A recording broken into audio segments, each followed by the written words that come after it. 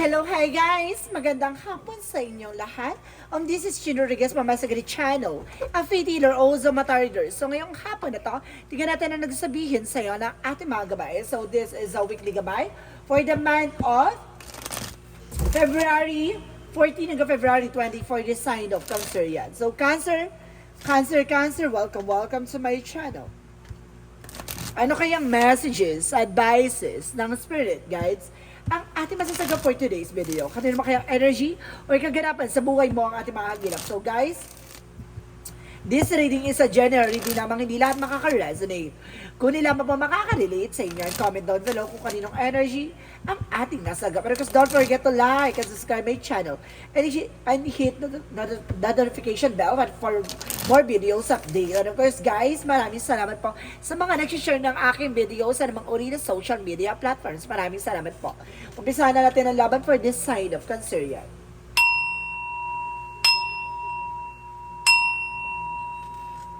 So guys, ito na, mensahe sa'yo ng ating mga gabay. Basahin natin at himay-himayin natin ang pinaka-mensahe sa'yo. Oh my God, there's an eight of swords. Kumbaga napapalibutan ka ng toxicities, no? Kumbaga there's an information, maging aware ka na, no? Sa mga tao sa paligid mo, no? Parang kumbaga there's a blindfold na parang, di ba, nabubulag ka na sa sitwasyon na hindi mo alam kung sino talaga pagkakatiwalaan mo. So additional messages, get my information. And because there's a high priestess, so there's a hidden agenda or hidden enemies. May mga bagay dito na nakatago, may mga bagay na parang pinipilit mong tuklasin at pinipilit mong malaman, no? There's a hidden secret. So because itong secret is a devil energy.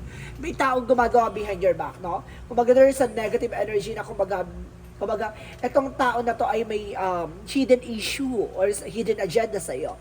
And because there's a two of swords, there's a decisions that you need to make. Kailangan mo mag-decision as soon as possible. And because there's the three of cups, so there's a third party, no? It's either a friend or a past person, or of course some information na kumbaga there's a related, no? Pagdating sa iyo. And of course there's the three of wands, so waiting for a ship or waiting for a soul. May mga bagay na kailangan mong hintayin because there's a six of sword represent the eight of sword. Kung napapalibutan ka ng toxicities, kailangan mo na kumawala, no? Leave the unhealthy situation. There's a transition. What is the high priestess is all about? So there's the ten of cups. So there's an information na involved about sa family. So ibig sabihin may hidden agenda or something, may hidden secrets. Yung mga there's a family related, pwede din. Or either there's some inggitera sa pamilya nyo, no? May naiinggit sa inyong family. And of course there's the page of wands. So may kumukuha ng impormasyon sa inyo, no? Nakakakuha ng balita. And of course there's a six of wands, kumbaga matutuklas at malalaman mo. And of course you need to find the decisions rather. And of course there's a six of wands where a victory and success, no? Matutuklasan at malalaman mo yan. And of course, there's the Ace of Cups. Kumbaga, third party, pagdating sa love, so ito, kumbaga, kaakibat nito yung parang sinasapawang ka or gustong makuha yung taong minamahal mo. Or either inggit to sa'yo, no? Sa relasyon mo.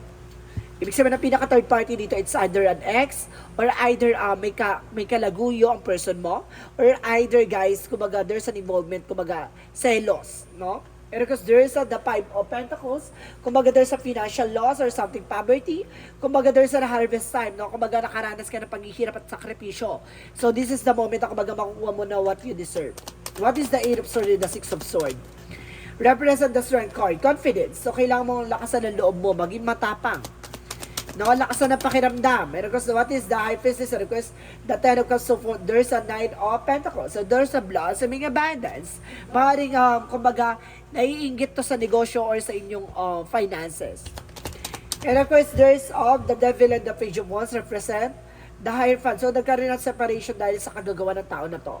No, naghiwalay kayo or nagkaroon ng something education from the past or something religious factor, no, na ginagawa about sa spiritual. Dinadasal ka without knowing or something na parang wala kang kaalam-alam. Or see, I told you, there's a past person na gumagawa sa'yo at the same time. No, kumbaga itong gumagawa daw sa'yo ay maaaring ex ng person mo or ex mo. Or either are friends of yours, no? And the word can represent, of course, the word represent a success and of course a travel, no? kumbaga may trouble ka dito, maaari makakaalis ka rin sa situation, no? At the same time, there is a page of sword. Ito ay taong kumukuha ng impormasyon sa'yo. Stalking by social media, kumbaga nakakakuha ng impormasyon sa'yo, kumbaga nagkakaroon ng inside job, rather. So, let's see what is the outcome. Ang pinaka-outcome for you is the Hermit card. It's all about spirituality. Now, there's a spiritual enlightenment. Magkakaroon ka ng kaliwanag about sa spiritual. And the Five of Cups represent a guilt, no? May galit, no? May ngit-ngit. At the same time, there's a Three of Pentacles. So, there's a collaboration. Maaaring pinagawa, no? Yung tao, yung ginagawa, yung nararamdaman mo or something pinagawa na para bumagsak ang finances mo. Pero technically, kumbaga nagbo-bloom siya, no? There's a Ten of Pentacles, kumbaga there's a security provider or there's a security, financial security or magdadala sa'yo ng long-term success. Kaya kasi sinasabi sa'yo dito na kumbaga hindi siya mag-work hindi siya, kumbaga inuunti-unti ka lang siguro gano'n. Kaya nakakaranas ka ng tumal or kumbaga delays or cancellation pagdating sa transactions. So let's see what is the additional messages for career. For your career, there's a star card. So there's a wish fulfillment. So may mga bagay na matutupad na with the Ace of Wands. So there's a victory. And of course, a new beginning coming in for you. So pagdating sa business, pagdating sa negosyo, pagdating sa finances, kumbaga there's a hope. No? May pag-asa ng magtagumpay ka. At the same time, there's a wishes coming through with a dream. Wishes granted. And there's a dream coming true. And because there is a Seven of Pentacles harvest time at the end of the time. No? Mag-harvest yan. So let's see additional messages for love life. Sa love life mo naman, there's the Empress card. So there's an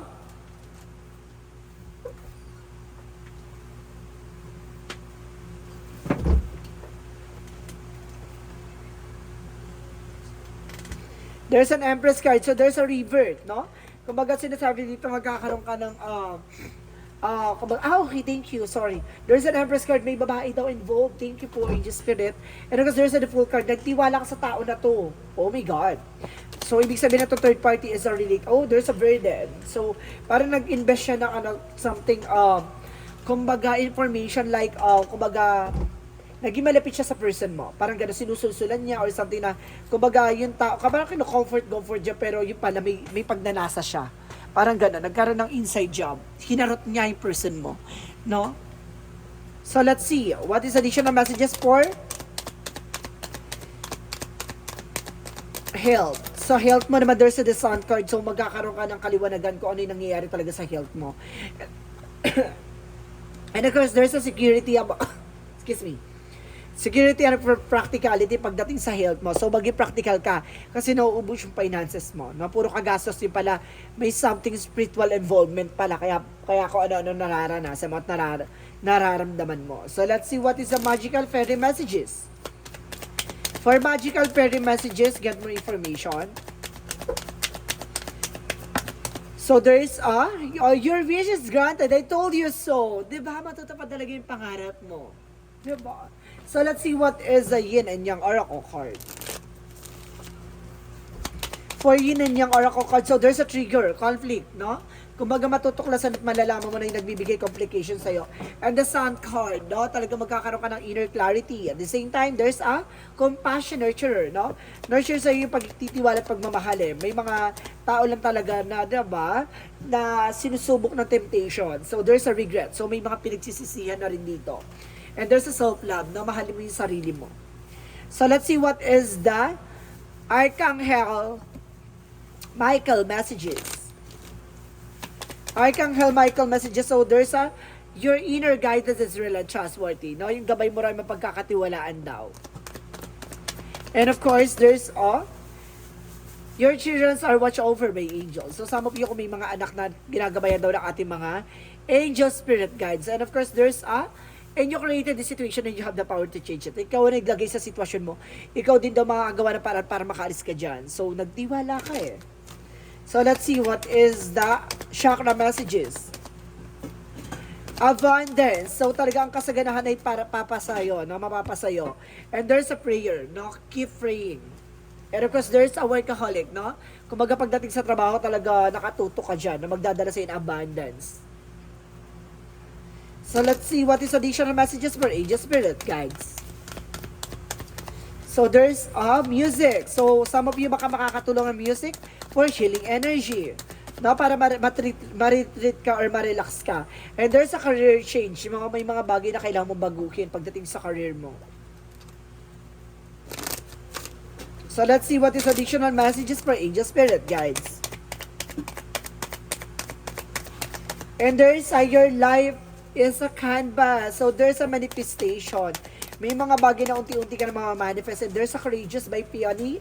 Let yourself be seen, no? Hayaan mo yung sarili mo makakita o makatuklas. And with the haters, so sinasabi dito, deep love, no? Napakalalim ng pagmamahalan nyo dito. May mga bagay lang talaga na parang hinarot, no?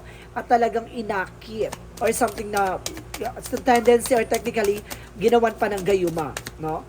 And there's a good night's sleep, no? Magiging masarap na ang tulog mo dito. So let's see what is the angel's answer. Angel's answer. So there's a don't stop. Huwag kang hihinto within the next few weeks. Sa mga susunod na linggo daw, magaganap na ang magaganap, no? And of course, there's a big happy changes, no? May malaking pagbabagong magaganap. Ganon. So let's see what is additional messages for angel spirit, guys. Romance angel. So there's a soulmate, no? Matatagpuan mo na yung soulmate connection. Or baka natagpuan mo na. So let's see what is the Monsology. What is the Monsology is talking about? So there is a you are good enough, no? Sapat ka na daw. Sapat ka na daw, no? And because there is a believe the impossible, no? Kumbaga maniwala ka sa mga imposible, diba? And because there's confidence is your key to success. See, the more na confident ka sa ginagawa mo, the more ka magsasuccess. Diba? Dead ka dapat sa mga sasabihin ng iba. And there's a forgiveness, no? Ipagpatawad at patawarin mo nang sa ganun walang nagsisilbing blockages na, kumbaga, humalili sa mga pangarap mo. And there's a honesty. Honesty is the best policy. So, pagiging tapat mo na lang siguro sa sarili mo. Ganon, no? Be honest with yourself. Additional messages. So, sinasabi dito, there's a astral travel. So, some of you, no, may kakayanan din na makapag-astral. At the same time, there's a choices, no? Kumaga may mga pagpipilian ka dito. And at the same time, there's a daydream. So, there's an intuitions talaga. And of course, there's a evolution, no? Parang natauhan ka na, natuklasan mo na, parang evolve na, parang nagbago na yung eksena mo, no? May something na kumbaga nag-improve na. And there's a mystery, no? May mga pagbabagong magaganap. At the same time, there's awareness, no? May mga oportunidad na papasok sa'yo na kailangan mo maging aware. So, let's see what is the energy. What is the energy? So, there's a first chakra archangel, Michael. No? Parang protection, no? Ginagabayan ka natin ang archangel Michael. At the same time, there's a third chakra archangel Chamuel. About naman to sa health mo. No? Parang there's a sikmura, no? And of course, there's a heart. So, it's either acid to, no? Kumbaga may acid ka ditong nararanasan. So, let's see what is a Jesus loving quotes. So, sinasabi ni Jesus, well done, do good and faithful servant. So, tinatapos ni God, no? Magsilbi at maglingkod sa ating Panginoon, diba? Hayaan mo raw yung mga bagay ay dapat mangyari. So, let's see what is the angel's number. Angel's number represent 26, I am touchful. So, sinasabi dito, you have a desire to succeed and will feel most accomplished when your work benefits on others. Your intuitive awareness of what people wants allow you to come up with innovative solution to meet their needs. So, ibig sabihin, no? Kumbaga, inaano mo makatulong ka, no? At kumbaga, kayang-kaya mong, kumbaga, magbigay ng impormasyon sa kanila na magkakaroon ng development, no? Na pagbabago sa kanila. So, let's see. And because there's an I am the light. So, sinasabi dito, today, the light is within me. The light surrounds me. The light protects me. Remain the light is filled and joyful. Regardless of what circumstances arise, I am diamond shining from in a in all my splendor, I am worthy of the divine with me. So, alam mo na kasama ka sa kaliwanagan at alam mo magsisilbing liwanag yung mga nangyayari sa'yo, no? Kumbaga, matutuklas at malalaman mo yung mga bagay na makakatulong sa in the near future. So, guys, this reading is general reading namang hindi lahat makaka-resonate. Kung nila ba makaka-relate sa inyo, and comment down below kung kaninong energy ang ating nasagap. And of course, don't forget to like and subscribe my channel and hit the notification bell for more videos update. And of course, maraming salamat po sa mga walang sawang pagsuporta sa aking channel, lalo na hindi nag-skip ng ads. Naway pagpalain kayo ng Diyos at may kapal siksik tiglig na gumapaw na biyaya manubalik sa inyo. And of course, maraming salamat sa mga nag-share ng aking video sa anumang uri na social media platforms. Maraming salamat and see you in the next video. Bye-bye and babush!